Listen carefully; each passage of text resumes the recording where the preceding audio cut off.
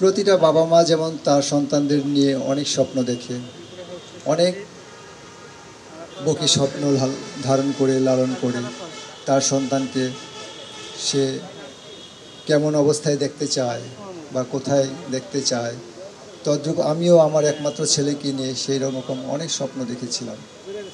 অনেক স্বপ্নে বুকে ধারণ করেছি। আমি, আমার পরিবার, আমার ওয়াইফ, আমার একমাত্র মেয়েও তার ভাইকে নিয়ে অনেক স্বপ্ন দেখত। তো সর্বোপরি আজকে সে নেই। সে হয়তো এই ধরনের মানুষ অ্যাকচুয়ালি বাঁচে তার কর্ম এবং কীর্তির মাধ্যমে। এখন সে নেই, তার কীর্তিটা বা তার আত্মত্যাগের কারণে যেই কীর্তি আজকে যেই খেলার মাঠ উদ্বোধন হতে যাচ্ছে, এই কীর্তির মাধ্যমে হয়তো সে স্মরণীয় হয়ে থাকবে। সেই জন্য আমাদের কষ্ট কিছুটা হলেও এই কীর্তির মাধ্যমে লাঘব হবে। সেই জন্য আমি মাননীয় গণপ্রজাতন্ত্রী বাংলাদেশ সরকারের মাননীয় যুব ও ক্রীড়া মন্ত্রণালয়ের দায়িত্বে নিয়োজিত আসিফ মাহমুদ সজীব ভূঁইয়াকে ধন্যবাদ জানাবো। সেই সাথে মন্ত্রণালয়ের যারা কর্মকর্তা আছেন তাদেরকেও ধন্যবাদ জানাবো। এবং আমি শুধু আমার ছেলের ব্যাপারেই বলবো না, যারা এই আন্দোলনে শহীদ হয়েছে তদ্রূপ প্রতিটা শহীদই সম্মানিত, তাদের সবাইকেই যেন সম্মানী করে রাখা হয়। তারা, আমি আগেই বলেছি যে প্রতিটা বাবা মাই কিন্তু তার সন্তানদের নিয়ে অনেক স্বপ্ন দেখে, তদ্রূপ সবাই যেন স্মরণীয় বরণীয় হয়ে থাকে, আমি সেই আশাবাদ ব্যক্ত করব। আর পাশাপাশি এই জুলাই আন্দোলনে যারা শহীদ হয়েছে তারা যেন হারিয়ে না যায়, তাদেরকে নিয়ে যেন ইতিহাস রচনা করা হয়, পাঠ্যপুস্তকে যেন তাদের স্থান পায়। আগামী 2025 সালে যে পাঠ্য বই বের হবে, এই পাঠ্য বইয়ে যেন তাদের একটা চ্যাপ্টার, ইভেন যারা ফ্রন্ট লাইনের যোদ্ধা ছিল, তাদেরকে নিয়ে যেন আলাদা স্টোরি করা হয়, সেই আহ্বান আমি জানাবো। আমি আমার একমাত্র ভাইকে হারিয়েছি, আমার মা এবং বাবা তাদের একমাত্র পুত্র সন্তানকে হারিয়েছে।